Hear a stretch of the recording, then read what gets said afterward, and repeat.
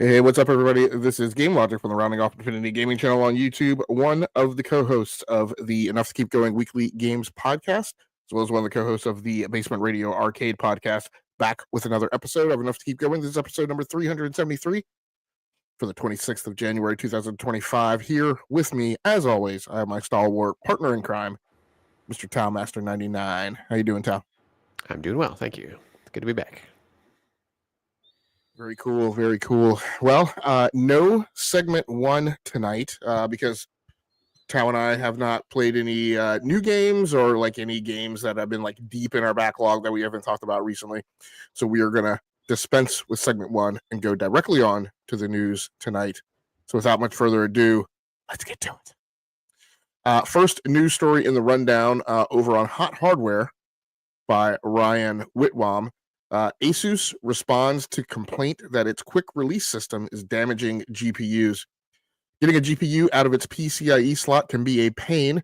You often have to reach around increasingly bulky covers, wiggle your fingers past cabling, and find the tiny release that allows you to yank the card out, which may or may not come out smoothly. ASUS intended to alleviate that annoyance with its quick release mechanism known as Q-Release Slim. However, owners of ASUS 800 series motherboards now say the system can cause damage to your GPU. Inside the slot on ASUS boards, the Q-Release system uses a small retention clip to lock the card into place. When you need to remove the card, simply pull the connector end up while lifting, and the card pops right out. You might be able to do this a couple of times with no ill effects, but users are starting to notice some real wear and tear on GPUs subjected to Q-Release. Maybe. So here's the thing. For whatever reason, GPUs, since PCIe came back, right? Because it used to be PCI. It used to be the PCI bus, and then we got AGP, and then PCIe came in, and which was a reboot, if you will, of the old PCIe interface. And ever since it came back, and GPU cards just got mongo, ginormous, redonkulous, huge. I want to say I don't get it. I do get it, but it never gets better. When these things first boot as the new generation. I guess I hear that the 5090 is slimmer than the 4090, so they've just been on an upward trajectory since the old GTX 900 series, I guess. And then I feel like they really took a big form factor leap with the GTX 1000 series. And then since we've been on RTX, these things just get chonkier and chonkier and chonkier. And to the extent where like it really, in 25 years of building PCs, it really wasn't until like the last couple of rounds that that I felt like I had to be like super meticulous about buying a GPU and checking the length of the board and whether it would go in my case, and then worrying about the vertical arrangement, right, top to bottom. And in particular, now these days that we get more and more NVMe slots for SSDs, and to the point now where there's like no more space left on the motherboard.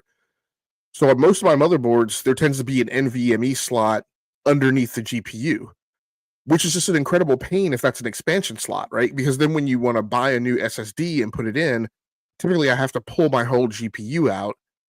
Right now, I mean, and now you have to use retention braces to hold your GPU up, right? So after like 18 months of it being in your box, you don't have this big sag.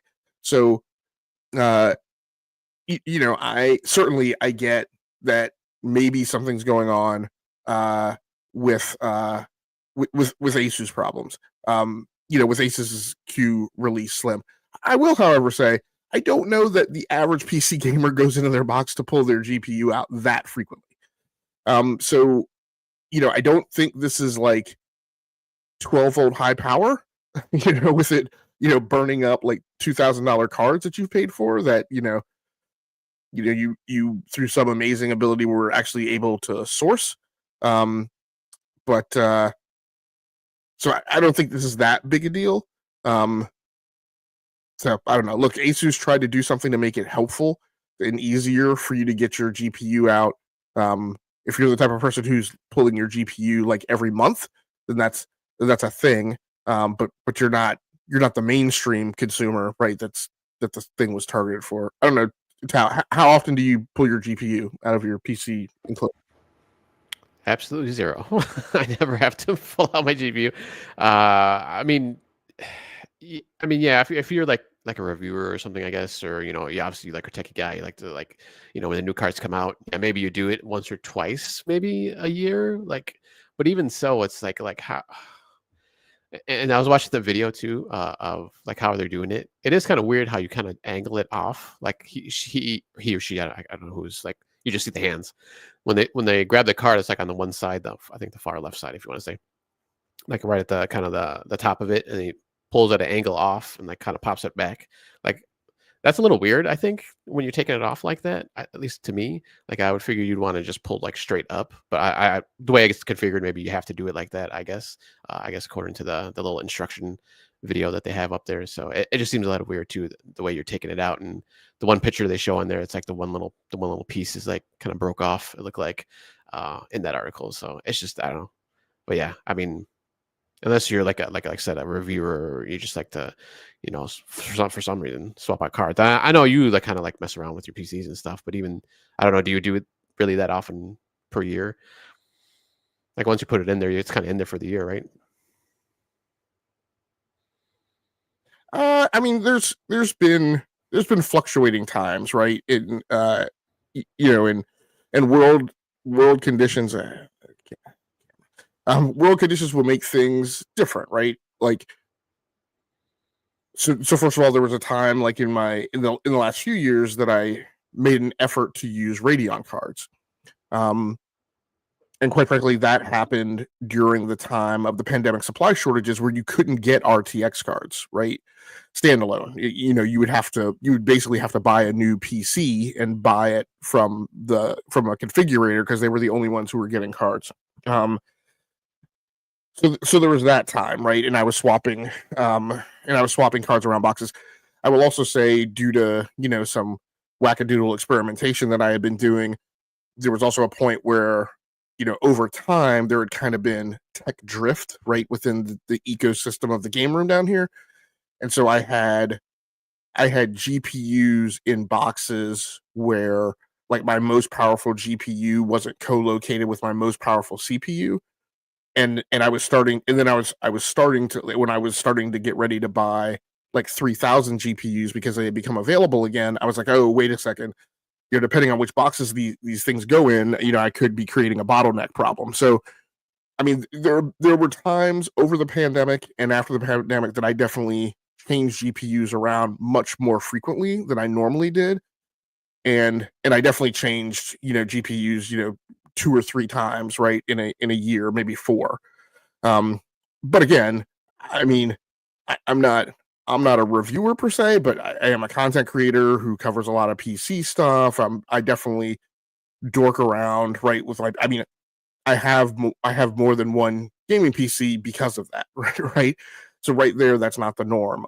And I tend to mess with them more than the average person would. So, I definitely don't want to say, this is a nothing burger, right? And much ado about nothing. I don't think it's that, but I also don't think it's something that will impact, the typical PC gamer, particularly these days when, you know, fortunately or unfortunately, like we have a lot more people in the PC gaming space who are in the PC gaming space, not because they grew up reading Ars Technica and and posting on Dig, right?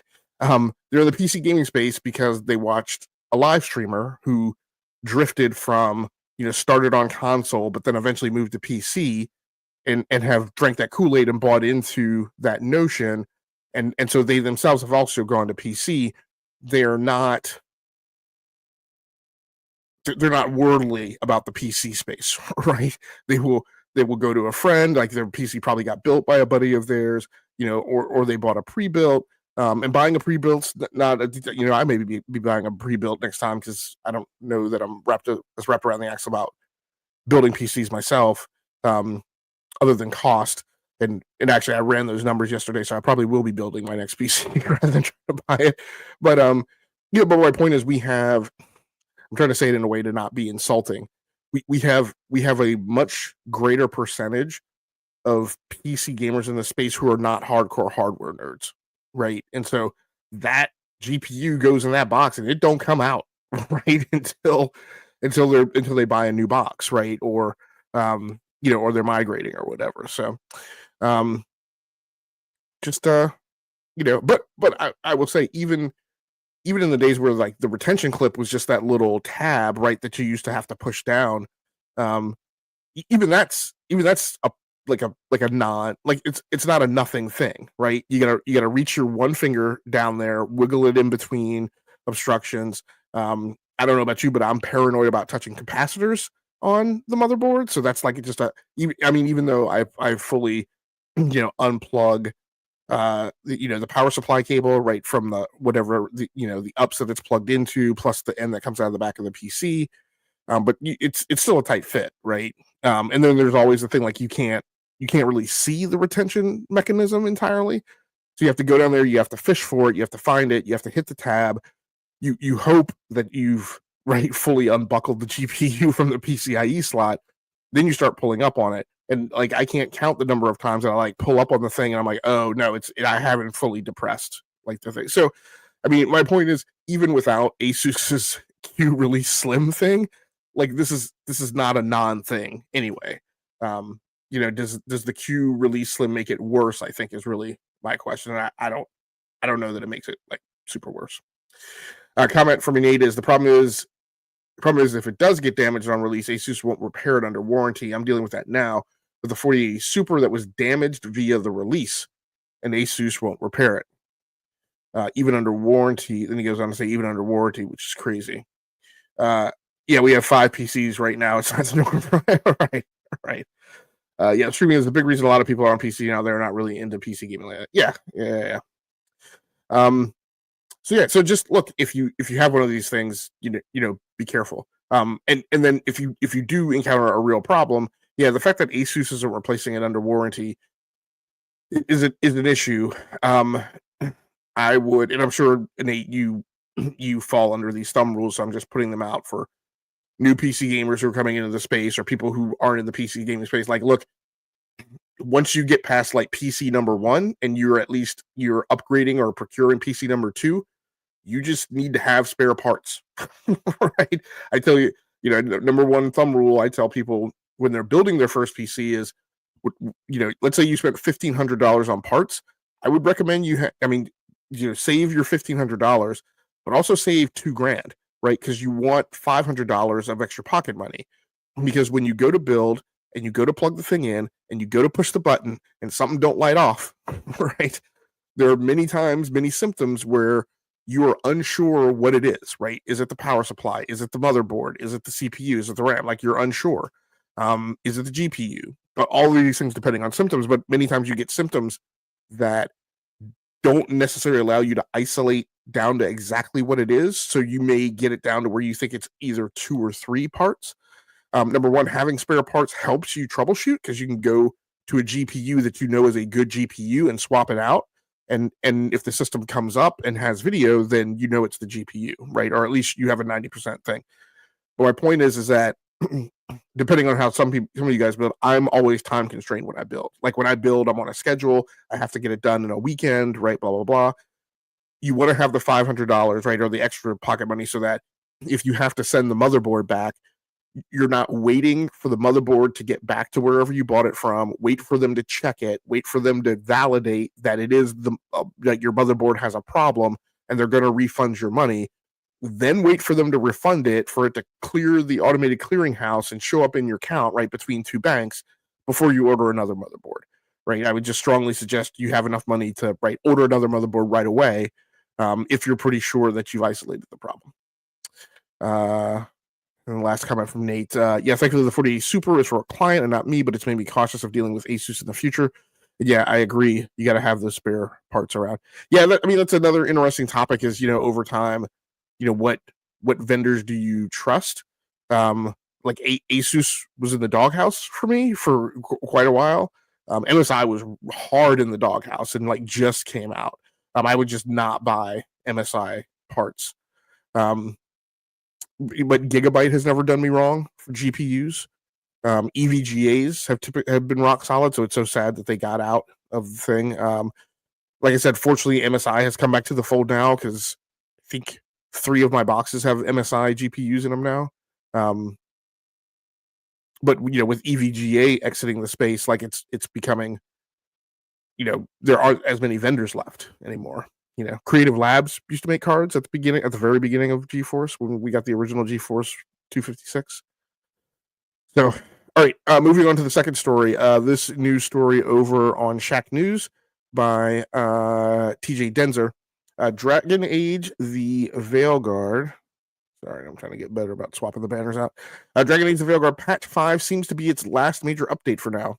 It's been a few months since Dragon Age: The Veilguard came out, but it looks like the game's major updates are coming to a close with the release of its latest update, Patch 5. This week, EA and BioWare rolled out the new update, all of the latest fixes and features for the game. However, perhaps the bigger news is that BioWare seems to be wrapping up on these updates, feeling the game is stable and will move to monitor for game-breaking bugs for the foreseeable future. In a statement on Twitter, on the Dragon Age account, the account posted, Patch 5 for Dragon Age: The Veilguard is now live on all platforms. Included in this patch is a fix for the regrets of the Dread Wolf quest not triggering properly, a couple photo mode fixes, and more. So this isn't the post I think that triggered.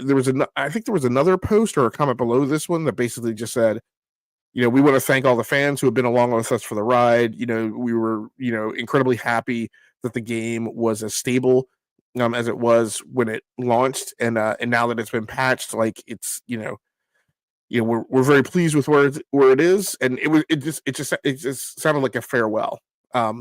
So, and of course, the creative director just recently left the company as well. Having been offered an opportunity somewhere else. As I posted on Twitter, I suspect I either posted it on Twitter or maybe we talked about it here. I strongly suspect that she was given an opportunity to more so even run her own show. So, maybe she got an offer to go somewhere and make her dream game, or maybe she got an offer to go somewhere and run her own studio where she herself would have multiple creative directors. Obviously, Mass Effect, the soft reboot is the thing that is spooling up now. And so it would kind of make sense, for level of effort on Dragon Age Veilguard patching and updates to kind of recede. Tao, any thoughts from your hand? Does this cause you any concern? Have you had a chance to get around to play Dragon Age Veilguard yet? No, I haven't played it yet, but I definitely want to give it a try. I think DB had had played this when it first came out, I believe. Maybe, or he might have done like the was it the EA gives you like 10 hours or whatever sometimes on certain Right. games. Yeah, because Yeah, he's subscribed to the whatever the EA yeah, Super Uber thing is. EA Pass, Yeah. whatever it's called. Yeah, no, but yeah, I mean, to me, I mean, it's like, yeah, it's. I know they just came out with a report too that they didn't meet expectations with it as far as financials. So kind of makes sense. And like you said, the one of the directors had left too. So yeah, I mean, it's probably it was just. Um, and this was what the beginning of the fall they released, I believe. I think so. And I'm Yeah, I think assuming, it was an October release. yeah. So, and it looks like there's probably not going to be on. I think they might have said too. There's going to be on DLC, like story DLC or anything like that. So, Yeah, they'd previously said that too. Yep. yeah. So pretty much, yeah, should be if they think it's stable, we'll see. But yeah, they're probably it was probably time anyways. But I definitely want to try it though. I just it looked fun. It looked like it was a good game. So I definitely want to try it. And of course, you're a Game Pass subscriber, so I would suspect that this would go into the EA Play service thing that gives you an entitlement to the EA games. Yeah, hopefully And sometime this year. Yeah. yeah, yeah, yep. So next news story in the rundown: Ubisoft's Assassin's Creed Hub primes to debut in March. This news story over on Game Developer by Justin Carter. When Assassin's Creed Shadows releases on March 20th, it's coming with a service platform to launch current and future games. Dubbed the Animus Hub, Ubisoft says players can use it to access Period 2, entries in the franchise they own and already have installed. At launch, that extends to Shadows, along with Assassin's Creed Mirage, Assassin's Creed Odyssey, Assassin's Creed Valhalla, and Assassin's Creed Origins. So this sounds like first of all, it sounds very much like a Call of Duty unified UI, a la what they have gone to this year and been meandering towards getting to in the past few years, where you hit a there's a launch pad for you to hit a button to multiple versions of Call of Duty, right, and then go off and engage in them.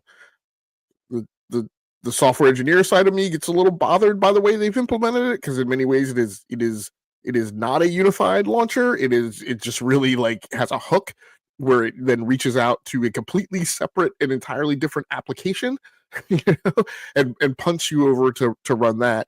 And then when you get out of that, you got to get back right to the master UI. So whatever. I guess Tao, my question for you is: while this sounds neat, the thing I meant to say, it seems like what it's bundling up into the launcher is all of the games of what I would call the open world era. So when the games transitioned away from being linear, story driven, not looter shooter type of games, but then they became open world looter shooter, deep skill branch type of games. All of those games of that era, starting with Assassin's Creed Origins, is what's available in this launcher. Tal, my question for you is this needed? Like, you have Ubisoft Connect. So I'm like, what? I don't know. Yeah, I was kind of thinking of that myself when I was reading this article when I saw you put it up there. It's like, so you'll go into Ubisoft Connect and then go into this, and then that'll like shoot you to whatever game you want to play. I mean, it seems kind of weird, I guess, but I know they had talked about this, and I guess they had something similar a few years ago. They had like a central Assassin's Creed hub or whatever. And I wasn't playing at that time, so I never really saw what that was. But I guess, I mean, I guess for I want to say, I was gonna say it kind of makes sense for Call of Duty just because they got the multiplayer aspects of that along with like Warzone and zombies. They have different mode, like big modes too. It's not like it's just small things that people don't care about or anything. These are modes that there's people might just buy Call of Duty just for Warzone or just for um, zombies, but then they can see, oh hey, there's other things I can do too. That makes sense. But here, I mean, these are just single player games. For the I think what there was one maybe that was multiplayer. I had multiplayer in it, I think at one point. But like these are all single player games. Like obviously they're big open world games, and I'm not even sure if Mirage is like super huge open world, but I know it was kind of a smaller smaller in scope. But yeah, it doesn't really make any sense that they're even doing this for that. I don't know. I guess if it's easier to get to your games, if you have a lot of these games, I guess it's kind of nice. You don't have to launch each game individually. You just go into that thing and then it does it for you, I suppose. But I don't know. It just seems kind of weird. And then too, I don't know if this kind of, I guess, might hook into. I think they had some kind of maybe live service open world MMO type Assassin's Creed that they're going to do. So part of the new strategy, right? So the new strategy, I would say, the way I would articulate it is it has like two different axes, right? One is scope, size, and scale of the game, and then another one is I'll call it modality, right, of the game. And so when I talk about scope, scale, and size, I'm talking about like the rubber banding between, let's do like the big game, like an Assassin's Creed Origins, Odyssey, or Valhalla. Let's do a really small game that is more like what they're calling here the period 1 games, right? That were focused on Altair and Ezio. And so that's like Assassin's Creed Mirage, right? And then let's do something kind of in the middle, which is, it sounds like Assassin's Creed Shadows is going to be. I think I think I believe Shadows might be as big of a game as like an Origins or Odyssey and Valhalla. I'm actually not absolutely certain, but I wouldn't say it.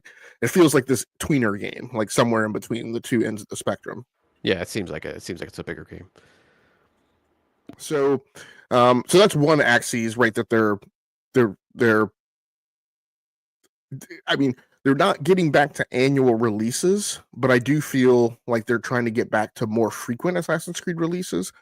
But because they know when they did that before, that people got Assassin's Creed fatigue, and so what they want to do now is, yes, maybe they want to get back to something more like the 1 year and less like the 2 or 3 years, but there's enough variance, right, that people don't feel like they're getting the same thing over and over again. Then the other axis, right, is modality, right, in terms of kind of what you're saying, right? It's either single player, or it's like some type of co-op. I don't know if there's any intention to do any kind of like PvP thing. But supposedly this hub was deploying because eventually there was going to be the biggest game of the scope, scale, and size strategy, which will be the multiplayer open world thing that I think, I guess, maybe leans kind of in a direction of like a Destiny 2, where it's like story driven. You have other assassins that you can work with, or that will be in the world. And so eventually that thing will come into the hub and be like the mothership, right, of the thing. And then, or you splinter off, right, and go to all these different Assassin's Creeds. So, I mean, that's interesting, but I think that's still a far way off because we haven't heard anything more about it other than like it's part of the strategy. So I don't know what's coming with the hub. Yeah, it's also kind of weird too now because we heard all these stories about them like reevaluating their business as it is. So I wonder if this will even be a thing like come a year or two from now, from today. So it's a little weird. Yeah. Speaking of scope, size, and scale, you have a news story that talks about at the industry level. So you want to go ahead and take it away with that one? Yeah, a little bit of financial news, and this is from mynintendonews.com, but it's actually kind of just covering physical games in general, not just for Nintendo. So it goes on to say Matt Pescatella, who works for Scana, the company which tracks video game software sales throughout the U.S., has revealed that the decline in physical sales has accelerated in 2024. And they show a little chart here and also a tweet from him. And his tweet goes, the rate of decline in U.S. physical video game software spending accelerated in 2024. Spending on video game software sales in the U.S. has been cut in more than half since 2021, is now more than 85% below its 2008 peak.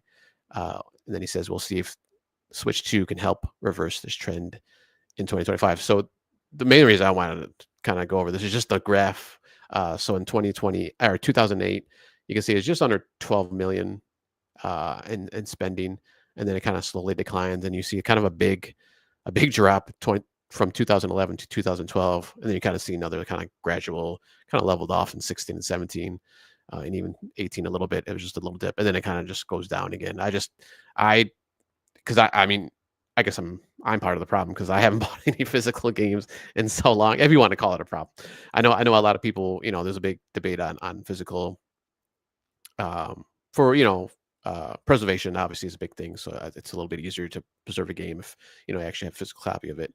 But yeah, I just thought it was interesting. You just kind of see that just kind of gradual dip, and then it kind of drops, and then just kind of another gradual kind of slide down. So I don't know if you had any thoughts on the graph or just the report itself.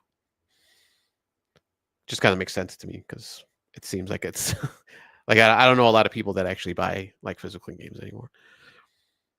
Yeah, no, I mean, you definitely have like your hardcore people that you mentioned, like are currently engaged in this dialogue of physical, and it goes a spectrum. You have some people who are insistent that like you shouldn't buy digital video games. I really try to just to settle on the I don't. It's not that I disagree with the perspective. It's that I don't care. Like if you want to buy physical games, great. Like go buy physical games. Um, but I don't need you. Again, not to not to cast aspersion on anyone. In their religious proclivities, but like I also don't need you showing up at my doorstep like a Jehovah's Witness or a Mennonite, like with the Bible, asking me to come to like I think just buy your physical games, be fine with that. Like I don't need you popping up in my tweet, right, telling me, well, you shouldn't buy digital, or when I say I have a problem with Steam, because they took my money for NBA 2K18, which was just an entirely broken game, and it wouldn't give me a refund, right? And so like I get it. Like there are some people who are passionate about physical games. A thing that I can't come alongside and I don't agree with is when, again, they're in your face about it, about how you buy games, but then also they believe that the supporting reason for it is so that they can leave it behind. And I'm like, I just like, look, I don't know that's a personal concern of mine. I also certainly believe also from a sociological perspective that people as they get older who hoard things, because for the ostensible purpose of it's going to be worth something for their kids. Like the sad reality is most times, when parents pass away and do that, their kids are just burdened with figuring out how to get rid of all their stuff. Like, because your kids don't want it, in many, many, many cases. I mean, some of them do, and some people have like special relationships, but like the experience of my life has also been, across a couple decades, having, moved like 16 times, in the span of like 11 years.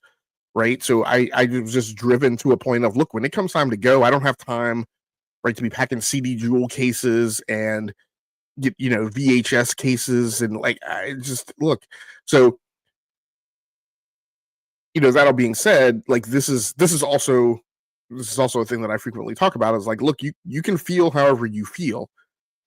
However, market data is ground truth. Like like the market data is not wrong because you don't want to believe it or because it doesn't sync with like your perspective.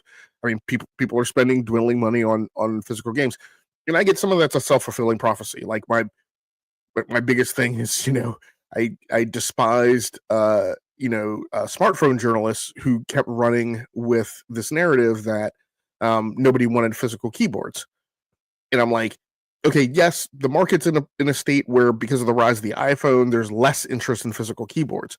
But like, also realize that like the reason people aren't buying physical keyboards is because none of the suppliers are offering physical keyboards, right?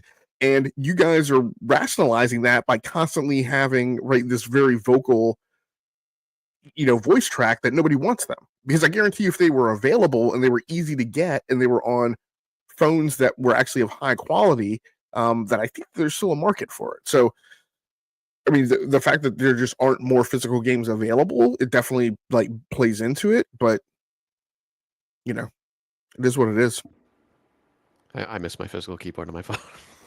I absolutely hate I hate touchscreens. Try to type on there. Yeah. Anyways, uh, yeah, I pretty much agree with you. Like I don't care if you do, like it's just me personally. I don't buy them for convenience, and obviously storage. Like although now the cases are pretty small that they come with, but still, you got to find spots for them and all that. But and just to clarify something, that was a Blue Sky post he did, not a tweet. Sorry, that was my fault. I don't even know what you call Blue Sky I, butterflies or I, something. I don't know. yeah, I don't know. They've What's it called? they've Posts. they've had. I've seen several. I don't want to say not politically correct, but just like cringeworthy labels of what people were going to call Blue Sky posts. So just Nate says in the chat, I'm like 60-40 in favor of digital. There's a benefit for both, but when it comes to Nintendo, I only buy physical if I can help it. I agree with that. Like when I would buy Nintendo Switch games, I would typically try and buy like 50% of my Switch games physical, right? Um, because storage on a Nintendo Switch is limited, right? And I just didn't want to be sucking up that storage space with like the ROM of the game, right, sitting on storage. But I mean, but then, like I said, I would only do that 50% because, like, again, it was incredibly convenient to turn your Nintendo Switch on, just go to the store, go to the eShop, hit a button, and voila! Like in a matter of minutes, you have a game. He also mentions PlayStation's biggest incentive is we can play one copy with two people at once if we get it digitally. Not to mention switching games when I'm playing via remote play, etc. Yeah, look, as a PC gamer, I lived through that whole life of like, PC gaming was so stingy. Of like and so many people have forgotten this or like have come into gaming, post this time period, so they don't even remember. But the way it used to work was that you would buy the PC game on CD, eventually DVD, and the license that came with the game entitled you to take that disc and put it in one PC and install it in one PC and play it on one PC. So, I mean, we live in kind of in my opinion, a golden age now, where since the advent of Steam, it took a while to get there, but eventually, like the industry flipped tracks, and thanks to progressive policies that Steam pushed, it got to the point where if you bought a license to the game, you can play it anywhere on any PC, as long as you only have like one copy of the game, like in run at the time. And that's for me being a person who has built more than one PC, for years, and then sometimes would have also a gaming laptop. Like that's incredible. Like the notion, again, people forget this because they weren't around to live this life. The notion that when you would go on travel with a gaming laptop, that you would have to lug some number of CDs of the games that you wanted to play, like just seems like a crazy world, you know. So fortunately, we don't live in those times anymore. Yeah, I think the other thing too is with you mentioned the policies. Like now they do have like return policies on digital stuff. Like obviously there's time limits and stuff, of how much you play it. I think it's like 2 hours or whatever. And even that you see, I think Xbox does that now. I don't know if PlayStation does it or Nintendo, but I know Xbox I think has a policy now too where you can return games after a certain amount of time digitally. So they're they're slowly getting there on doing that stuff. Yeah, there are policies. If you're an American, they're incredibly egregious policies because as much as people argued that like the FTC wasn't out for consumers, they were in that instance they were actually trying to protect us, like in comparison to like Europe and Australia, who have like very consumer friendly rules about stuff like this and don't allow corporations to like pull crap. I mean, people complain about the European Commissioner for for their commerce organization or whatever that is the FTC equivalent, but like I mean, look, we are getting alternate vendor app stores on Apple and on Android, not because of what America did, but because of what Europe did. So Yeah, I feel like we're still hurting from those policies, and I haven't reviewed them, but like PlayStation's policy is like if you buy the game and download it, downloading is the thing that trips the wire that you don't get your money back. And I'm like, you got to be kidding me. And Xboxes, at least the last time I looked at it, was like if you start the game, after you bought it, then I mean, both the consoles don't even have the 2 hour thing that Steam has, which I feel like is still egregious because of the way, the, if you're a conscientious consumer, I don't assume, I would like to not assume the first time that I see a bug that means that the game is broken. But if I'm on Steam, that's kind of what I'm forced to assume, because if I troubleshoot and upgrade my drivers and check forums and do all this other stuff, I'm then putting myself at risk of tripping the 2 hour timeline, right? And so now, like, basically, if you want to play Valve's game, which you should do with any game, is like the first time you see a bug or a crash, you should just wipe your hands of it and return it. And like that to me seems like a ridiculous behavior set. But Tal, you ready to talk about the developer direct? Yes. So Xbox had their developer direct this past, was it Friday? Thursday? I can't remember when it was. I unfortunately didn't get a chance to see it, but I kind of went back later on. Well, live, I didn't get to see it. I kind of went back later on and was kind of flipping through it. But they had 4 games that they showed off. Nice thing about these directs too is these developer directs, besides kind of the behind the scenes stuff that they do, is I think what is the 3rd year they've done it? I think the 4 games that they usually show, I think maybe 5 on the first one, they always come out within that year. So that's actually kind of nice. So all 4 of these games will come out this year. They started off with Doom, The Dark Ages, which is the prequel to Doom and Doom Eternal. I kind of have that dark fantasy sci-fi world that you're going into. They kind of went over the kind of the core pillars, as they call it: combat, exploration, and the story itself. So it looks pretty cool, actually, and it doesn't look.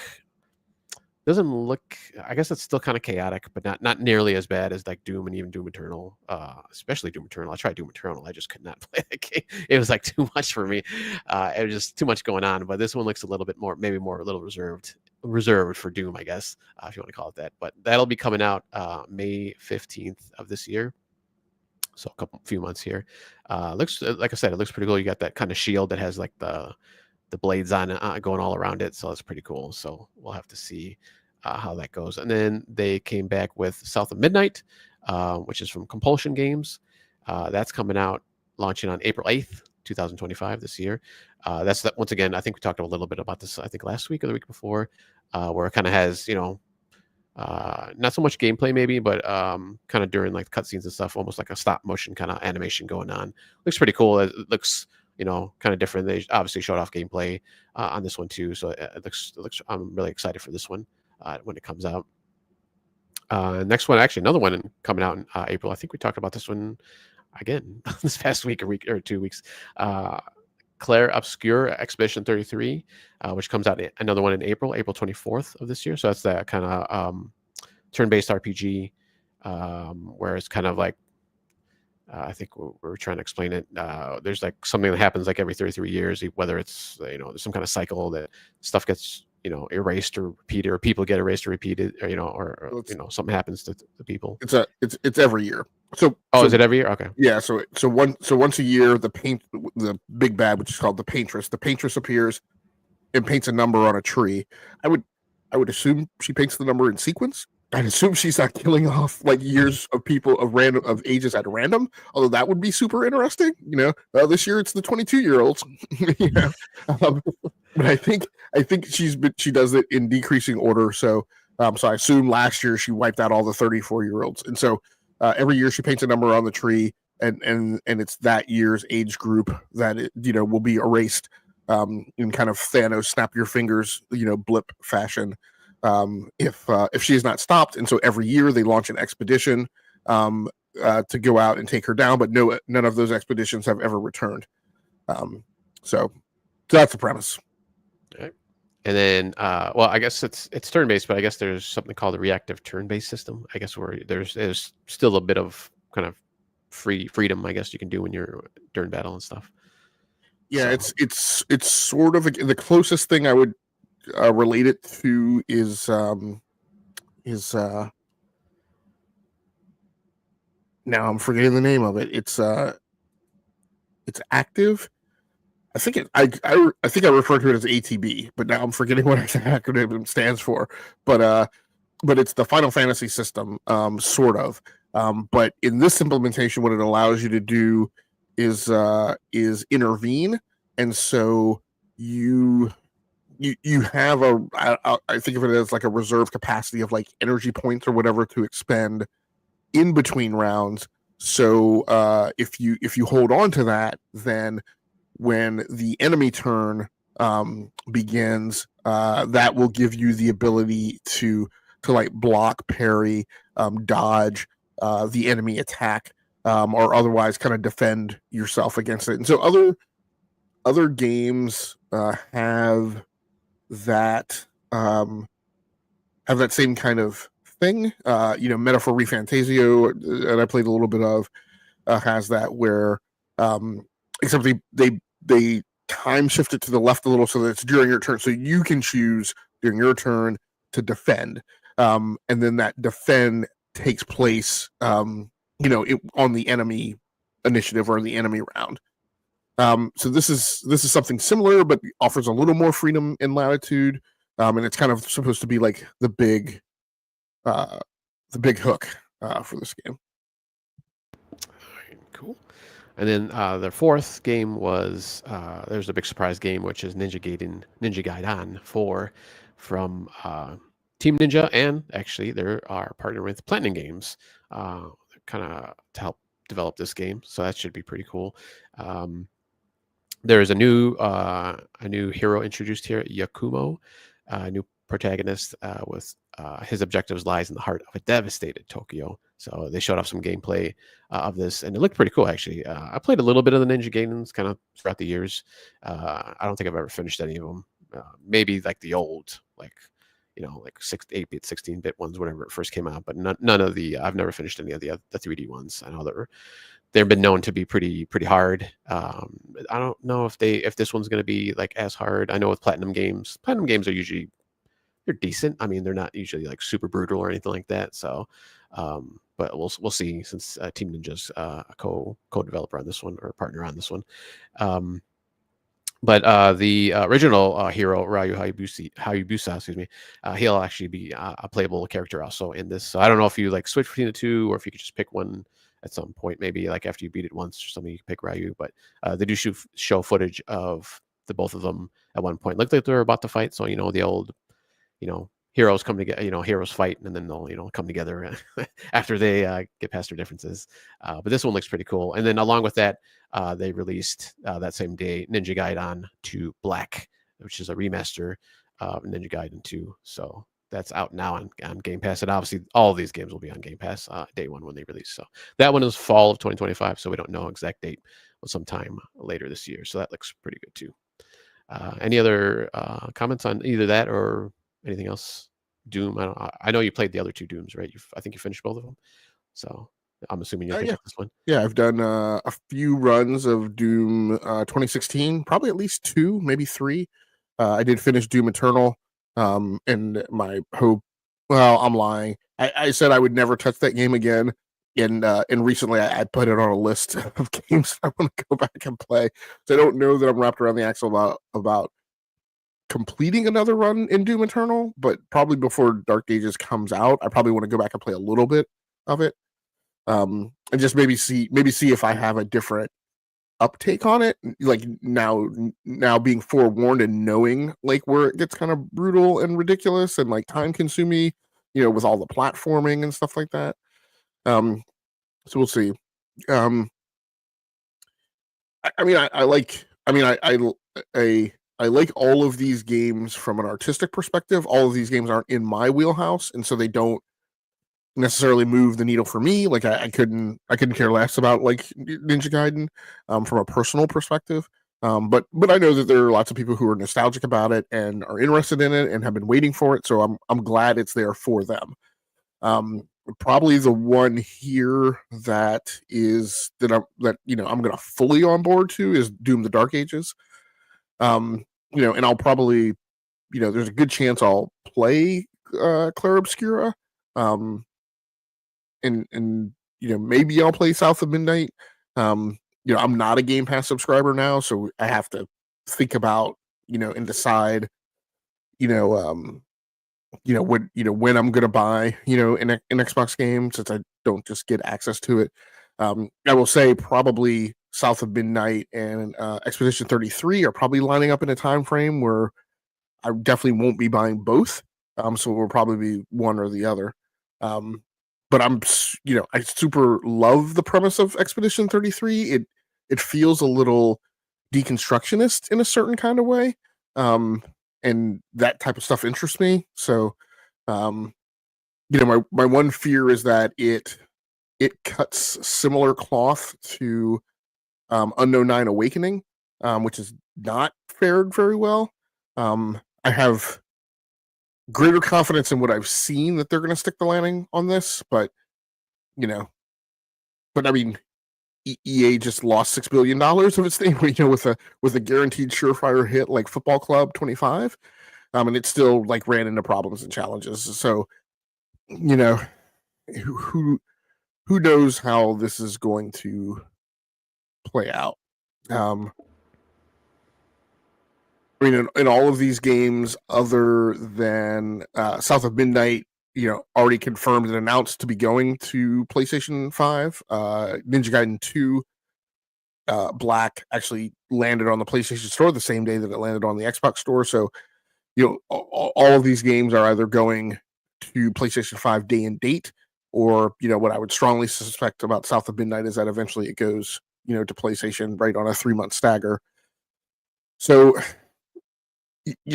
but these games, I don't know how the sales play out with these games all showing up in Game Pass. And I mean, in a particular, like the ones I would be concerned about are Expedition 33 and Ninja Gaiden 4, right? Because if a person does own both consoles, do they go out and buy this game, or do they play it in Game Pass? And I just worried, does that whole drain wind up being a negative impact, right, on the maximum sales potential of these games, which, because they're third party produced, that will be of particular interest to them, right? How many, what do their unit sales look like, and how do their margins look? So, be interesting to see how that plays out. Tao, anything else on the developer direct? Just I didn't realize the developer for Expedition 33, Sandfall Interactive, that they're a brand new studio. So that's the first game. So it's going to be interesting to see how that pans out, how that goes for them. Yeah, I've been following pretty closely since the announcement got made. So yeah, little small development studio working out of France, out of a villa that they've purchased as their headquarters. So, in fact, very much, now that I think about it, very much shades of how Ubisoft's got its start. So, like I said, hopefully these all stick the landing, and it'll be good. Moving on to segment 3, which normally would be our second gameplay discussion segment, but tonight it's the first and only. So Tao, you and I have continued to play Call of Duty Black Ops 6. Anything of particular interesting or note to report on that? No, just running through multiplayer still. I finished. I forgot to mention this last week. I had finished. I think I had finished the battle pass the previous week. So, which I don't know. Maybe it's just because I'm playing this game a lot more. Possibly, I don't know, because I played a good bit of Cold War. I mean, I was playing that pretty religiously for at least like 6 to 7, 8 months or so. It seems like I'm running through this battle pass. I got through this battle pass like way quicker than any other one I've ever bought before. So I don't know. What's the deal is there. But I did mention too that it seems like they're giving out a lot of those double XPs a lot lately. So I have been using those too when those pop up. And then the only other thing I want to say is I hate that Hacienda map. I absolutely hate it. I don't like it at all. There's like no flow to it to me. It just seems too chaotic. Like there's just too many entry points. Like I mean, obviously, like a lot of the maps have that, but this one just seems even more so. Like there's just too many ways people can come at you. So I don't know what your thought on that is, or just if you had any other. Yeah, I've definitely gotten. We talked a couple of weeks, last week or a couple of weeks ago about maps, and I said, well, there's none that I really hate, but I have definitely become a lot more salty about a couple of maps. I just like each time I play Lowtown, I just like it less and less and less. Um, and Hacienda is up there too. I particularly hate Hacienda when they pop it as a free for all map. I'm like, you got to be kidding me! Like with the size of that map. But I tell you one that I've really also gotten a dislike for is man,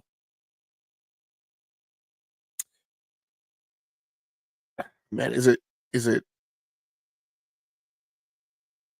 I want to say it's like a four syllable word. It's like a Russian like intelligence base, I think. Um, They what have is like a it? satellite dish on one end, or like there's I think like it's like a down satellite dish in the front Is of it the that? one. Yeah, yeah, yeah. Yeah, It's I forgot what the name of that map is. Yeah, actually, Gorkon or something like that. yeah, yeah, something like that. Oh wait, Vorkuta, I think it's Vorkuta. yes, yeah. Actually we have the names of all the maps here. I forgot we just did listen to of course that map I don't know if that's is not on the list. I know what you're talking about. That one's Yeah. not too bad. I usually don't mind that one. The reason I dislike that one and um sometimes protocol uh but definitely that one and not so much Hacienda doesn't have this Veracun and there's one other one that I can't remember what it is. But it seems like that the way the spawns work and just how that map just winds up in flow, it just seems like somehow way too frequently there's an enemy in front of you and an enemy behind you. And I'm playing those things and I'm like, I don't understand how this is happening that frequently. Like, I don't understand how I spawn, I go after a guy that I see, but somehow the geometry of the spawn is that there's always somebody like right behind me. Like, you know what I mean? Like who hears me as soon as I engage or is actively, running after me as I'm running after this other person. So like I feel like there's something weird going on. Yeah, I actually noticed that the other day because there was a guy like in the back. I think there's like those little trenches on the one side of the map with like a truck in the back, and then there's the building in front. There was a guy like on the far side of the corner, like to the far, like if you're looking at the truck to the far right of the truck, and he was just standing there. Like I kept spawning in front of him, right in front of him. Like what's going on? Like why am I spawning here? Like what the heck's going on? So yeah, I think you're right. There is something kind of weird with the spawns on that one. Yeah, it's Vorkuta.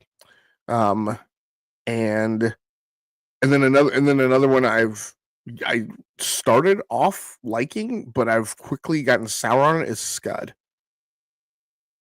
And that's the one with the down satellite dish in the middle, but it's like vertical, like so it's almost like a building. Um, That was the one I was thinking of before. yeah, yeah, and that's another one that's it's like many times like during a match, it just seems like there's always somebody in front of you, but there's always somebody like behind you in proximity. Um, and that one could just quickly devolve into just kind of a hamburger grinder, of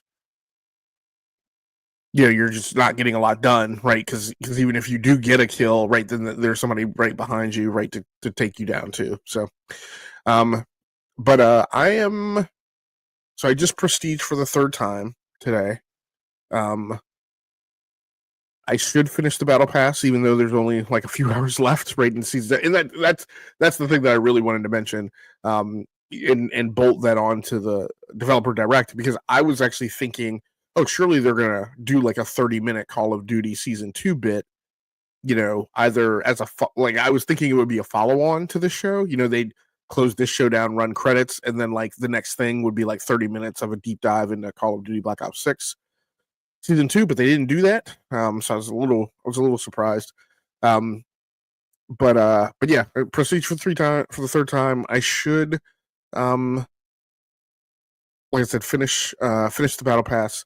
And then, of course, tomorrow afternoon, season 2 launches. So should be an interesting time. Nice. I thought it was. I thought for some reason I thought it was later in the week that season 2 was coming out. I think it's tomorrow because they've got a thing on BattleNet that says they're going to be down for maintenance for a 2-hour block tomorrow, and usually that's when that's the operational paradigm on the day that they're going to launch.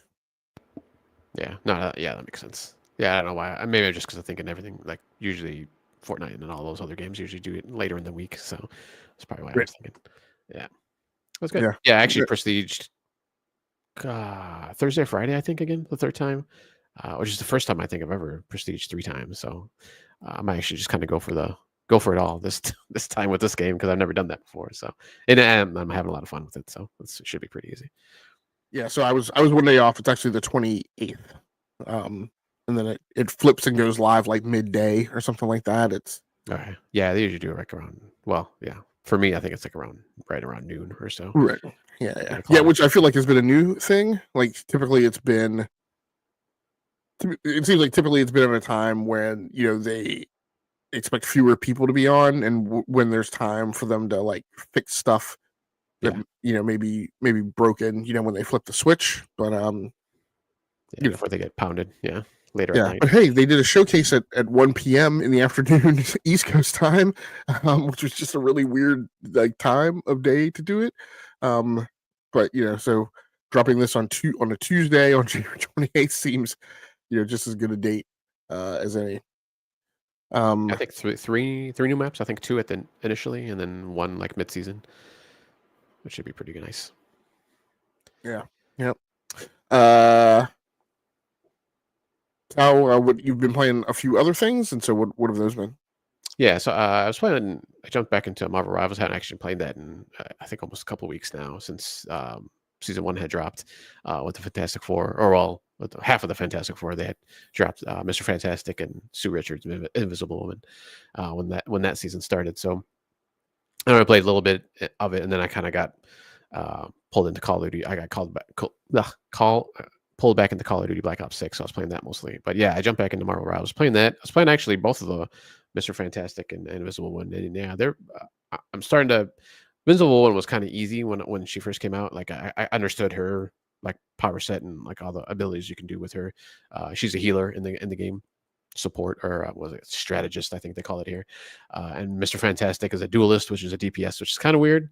But he kind of has a dual role, which I kind of like about this game. Is not everybody, but a good number of them have like kind of dual roles in the game. Like Mr. Fantastic's a DPS or duelist, as they call it, but he can actually be a tank too sometimes with some of his power sets. So it's actually kind of interesting.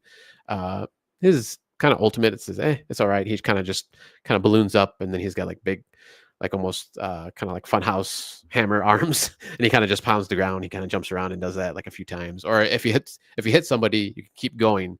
I think up to like 5 or 6 times. I think so. It's all right. It's fairly decent damage you give to people, since obviously you can do it like 5 or 6 times. They're not gonna make it too powerful, but you can chunk people down at least and have your teammates finish them off or something. But yeah, he's pretty interesting character to play with. He kind of reminds me a little bit actually too of Reinhardt from Overwatch, because Reinhardt was a tank, obviously, and he had this big axe, I think it was, that you could like swing around. But as you're swinging, because it's an axe, it's a little slower, so you can kind of sweep like across the screen as he's doing that and like hit multiple people.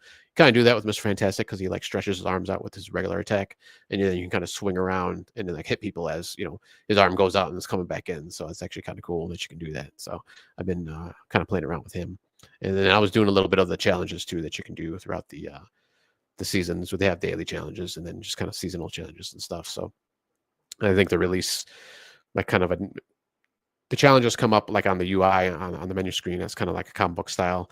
So you got to flip the pages, and there's different set of challenges for different. I think they release one maybe every week or so, or every 2 weeks. So now this season, is I think a normal, like, 3 month, once a quarter kind of a season that you'll get like most battle passes. So the other one was a little bit shorter because it was a little shorter season, but so I think you'll get one like every couple weeks or so. So I just kind of been playing through that. And then the final game I've been playing is, of course, No Man's Sky. I've been going through the redo of they actually released the last expedition from last year this past week. So that'll go until next week. And then I think there's going to be some kind of big update because Sean Murray has been, I guess, tweeting. Well, I think he only did it once so far. Usually, when he starts tweeting, then that means there's going to be an update coming soon. So either this week or next week. Probably, I'm assuming next week, just because they're going to probably want to finish out that expedition. We might get the New World. I think it was New Worlds Part 1 came out last year. I think maybe in the fall or late mid fall. So that was part 1. So now it looks like part 2 is going to come out. He just kind of tweeted like a little picture of a planet. So I'm assuming that's what it means. It's, part 2 is going to come out. We don't have no idea what that's going to entail. So I think during part 1 they kind of redid some of the generations of the worlds. Just made stuff look a little bit better, and hopefully. I guess the one problem with this game with the planets is when you land on the planet, like say it's like a fire planet or like an ice planet, that's all it is. It's just one big, ball of ice, a ball of fire, a desert or a forest, whatever. So hopefully maybe they'll start doing a little bit more kind of variations on the planets of some kind, at least a little bit, just because it's always just kind of the same thing. They did add like bigger mountains and valleys to the game, I think last year at some point. So that's kind of cool. At least the terrain itself was a little bit different, but now hopefully, as far as like, the valleys and stuff, but hopefully they do a little bit more and do more variations of the biomes on one planet. So hopefully we'll see that. But yeah, just kind of running through that. Think about what did I say? I think there's 5 different sections you do with these expeditions, and I'm on the second one. I think I'm just about to finish the second one, or I might have even finished that last night if I remember correctly. So I got a few more to go. So I should be able to. I mean, I still got like another, more than a week to finish it. So, and I think at the end of that, when you get, actually no, I know the end of that when you get it's a new ship. Kind of looks like the little bit reminiscent of the Millennium Falcon. So this one is a little bit of a trudge, though. It's called the Cursed Expedition, and there's like this. So every time you do an expedition, it just puts you in a new world, a new universe. And it's kind of like you start over, but it's a little accelerated, like the way you do stuff. It's not as grindy when you're trying to get your ship and do all this other stuff. There's certain missions you have to, or quests you have to do for each expedition, but there's like an overall. Like I don't know, I guess an enemy of some kind, which I don't think they've really done before. It's like these like phantom kind of entities kind of attack you after a certain amount of time, or there's like a little meter instead of like your regular shield meter. It's this, I forgot what they call it, the cursed meter, I guess. So once that gets down like too far, like all these entities start popping up and they start attacking you and stuff. So it's kind of annoying actually.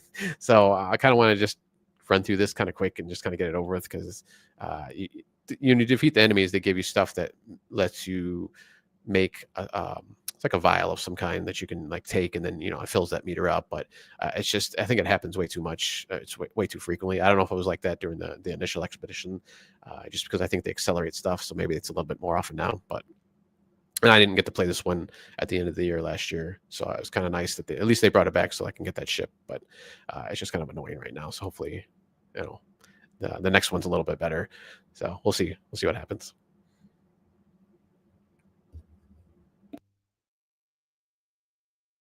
Okay. You want to cover No Man's Sky as well? Oh, I just did. Okay. So I think so. Anything else, just in terms of gameplay, you want to cover before we move on to the last second? Nah, unfortunately, I didn't get to play any more Dynasty Warriors. I wanted to do that. I didn't really have a ton of time to play it until like this weekend, and even then, it was a little sparse. So I was just kind of jumping into the multiplayer games and stuff. Alrighty. Well, last thing to go over is significant releases coming out this week.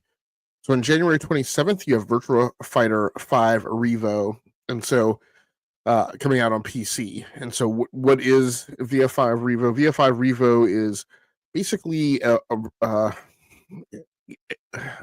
guess I would call it a remaster, but basically it is Virtua Fighter 5, which came out I think in the early 2000s. Originally as an arcade game, and so it was built on one of Sega's arcade boards, and then later eventually ported, to PlayStation, Xbox, and PC. And so the game has had like several different labels. So there's like, I don't know, there's a bunch of SKUs out there that are called some variant of Virtua Fighter 5. But I think this is the first time the game is going to be released in the United States. And then cost of the game, I don't know that that's been entirely nailed down yet. I'm not sure what people paid for it if they pre-ordered. But yeah, so that's going to be the first major release out this week. The next one will be on January 28th. That will be Sniper Elite Resistance. So that is the same studio that made, can't remember what the last one was called. I'm just going to call it Sniper Elite 4 because that's basically where it is in the numbering of the franchise. But I guess this launch is going to be into some storefronts for early access. So I assume Steam is one of those. But it is coming overall to PlayStation 4, PlayStation 5, Xbox One, Xbox Series X and S, and PC. The next games are on January 30th, Marvel Spider-Man 2 lands on PC. That's one that I am personally interested in, and I would really like to get my hands on that game, on a PC version of that game. So looking forward to that. And then January 30th is Wizardry, The 5 Ordeals, coming to the Nintendo Switch. And so, again, we've talked a little bit about kind of Wizardry lore, or like what, where it has existed online before.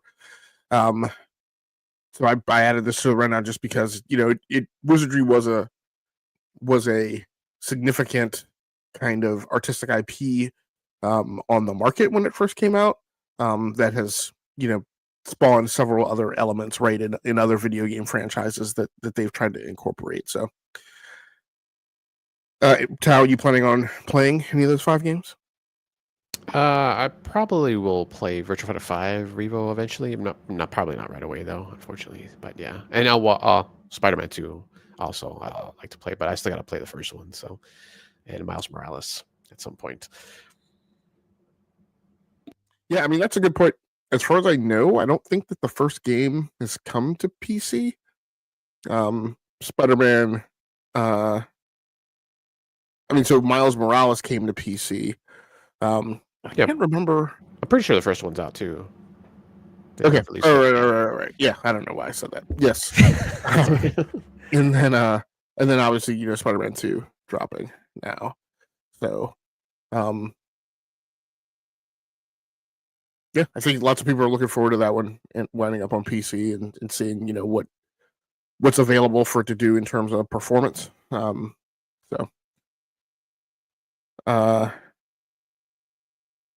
I'm sorry, did you say you were planning on picking this one up, or are you holding off until you finish Spider-Man, the original?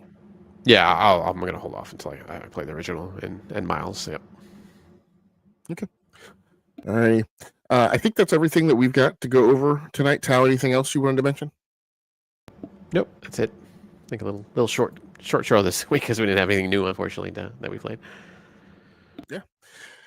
Yeah. So thanks a lot for everybody who came through the live stream. Thank you very much, Enate. We appreciate you for the comments and the conversation. Definitely keeps us engaged and on point. So we appreciate that. DBQ should be back next week, and he will be hosting the show, and Tao and I will be flying co-pilot. Until next time, take care of yourselves, stay safe out there, play the games that you like, come here to talk to us about the games that you love. Once again, my name has been Game Logic from the Rounding Off Infinity Gaming channel on YouTube, here with Taomaster99. Again, for everybody who came to the live stream, we appreciate you. For anybody who happens to watch this game as a VOD, or the archive version on the Enough to Keep Going on the E2KG Network podcasting channel on YouTube, please feel free to like the video and subscribe to the channel. That way you can just receive a notification whenever we post new content. Until next time, good night good luck, and good gaming. That's going to do it for us. We're out of here.